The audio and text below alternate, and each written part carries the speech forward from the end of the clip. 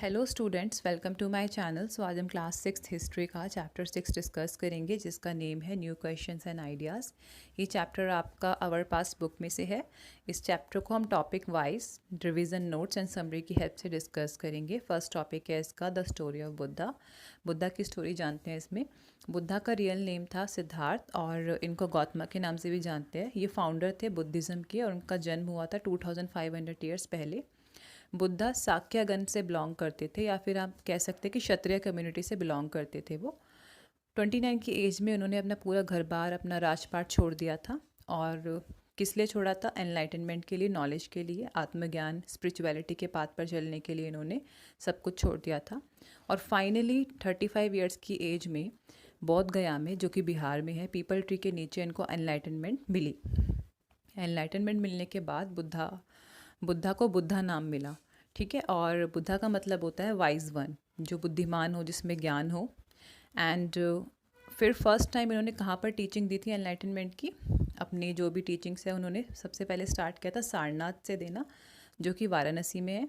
And इन्होंने अपनी पूरी लाइफ जो थी आत्मज्ञान की टीचिंग देने में, एनलाइटनमेंट की टीचिंग देने में बिता दी थी। और फाइनली खुशीनारा में, वाराणसी में इनकी डेथ हो गई थी।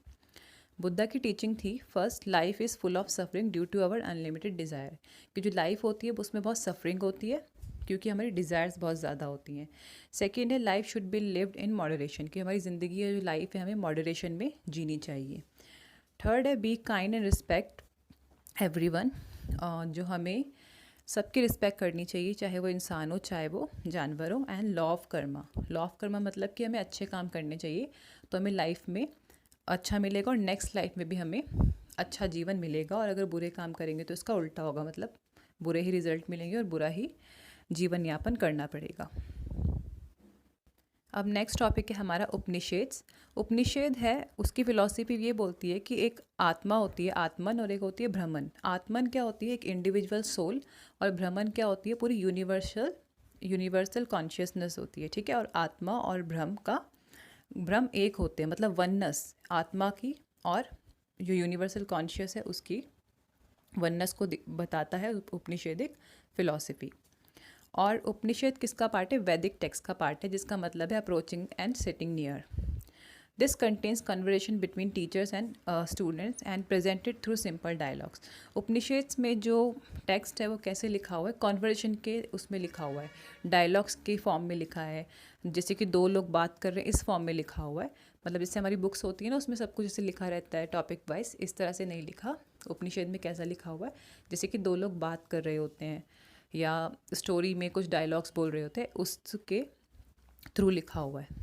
फिर है most Upanishadic thinkers had been man, mainly Brahmins and Rajas. जो उपनिषेदिक थिंकर्स थे मेनली वो कौन थे?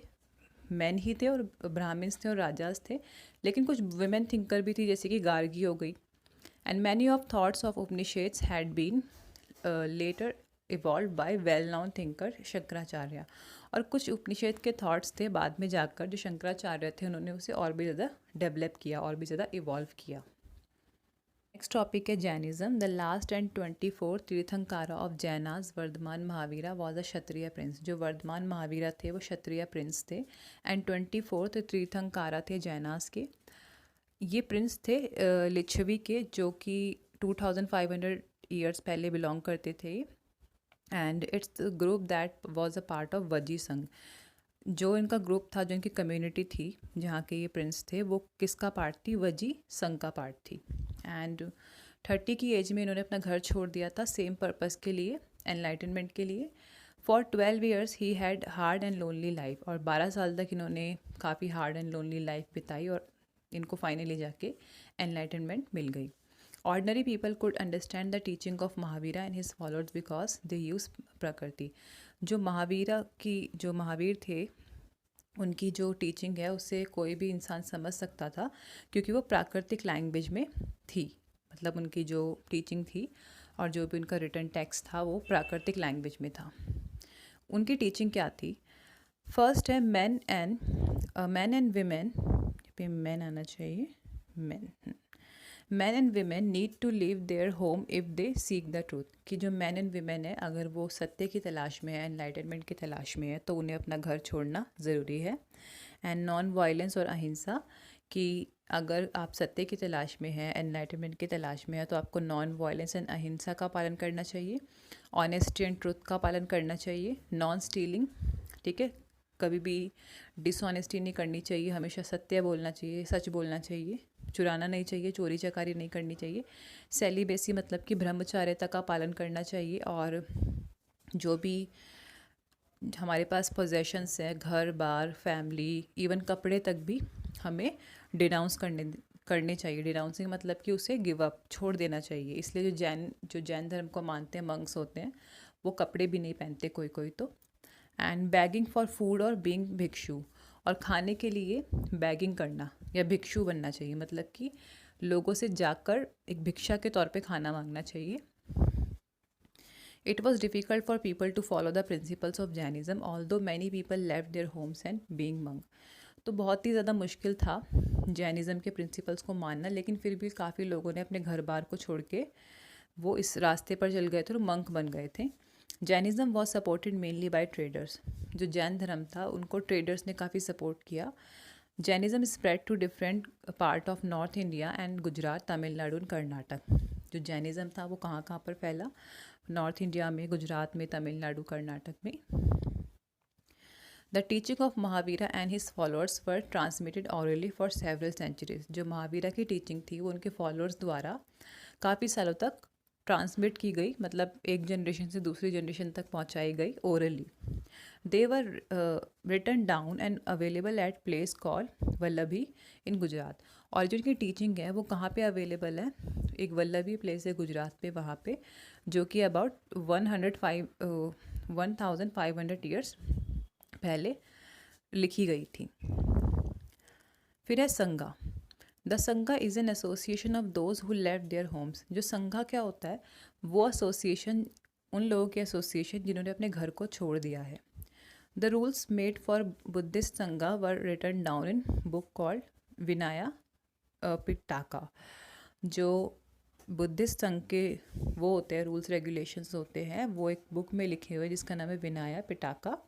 And people who joined sangha had to live simple life and beg for food. जो भी लोग संघा में रहते थे बहुत सिंपल लाइफ जीनी पड़ती थी उन्हें, और वो फूड के लिए बैगिंग भी करते थे, इसलिए उनको क्या बोला जाता था? भिक्षुक। Women and children had to take permission to their families to join Sangha. और जो विमेन होते थे, चिल्ड्रन होते थे, उनको अपनी फैमिलीज से परमिशन लेनी पड़ती थी संघा को ज्वाइन करने के लिए। और जो स्लेव्स होते थे वो किन से परमिशन लेते थे? अपने मास्टर्स से। फिर है मॉनेस्ट्री। जैना and Buddhist monk went from place to place throughout the year teaching people. The only time they stayed in one place was during the rainy season. जो जैन और बुद्धिस्ट monk होते थे वो पूरे साल एक जगह से दूसरी जगह जाते थे लोगों को सिखाने के लिए, लेकिन रेनी सीज़न का टाइम होता था तब जाना मुश्किल होता था, इसलिए उनको एक जगह पर रहना पड़ता था। तो उनके सपोर्टर्स ने क्या किया? वहाँ पर टेम्प्रेरी बिल्डिंग्स को, शेल्टर्स को बनवा दिया। इनको क्या कहा गया? Monasteries. As time went on, many supporters of monks and nuns and they themselves felt the need for permanent shelters and so monastery were built. और फिर ये monasteries काफ़ी ज़्यादा बनने लगी क्योंकि जो monks थे, nuns थी, उनको permanent shelters की ज़रूरत भी पड़ने लगी। These were known as विहारास। इनको विहारास के नाम से जाना जाने लगा। सो स्टूडेंट्स, इसी के साथ आपके इस चैप्टर के जो एक्सप्लेनेशन है ख़त्म होती है। आई होप आपको समझ में आया होगा। एंड अगर आपको वीडियो इन्फॉर्मेटिव लगे तो अपने फ्रेंड्स के साथ इसे शेयर कर सकते हैं। मैं आपसे मिलती हूँ नेक्स्ट वीडियो में। जब तक के लिए बाय बाय।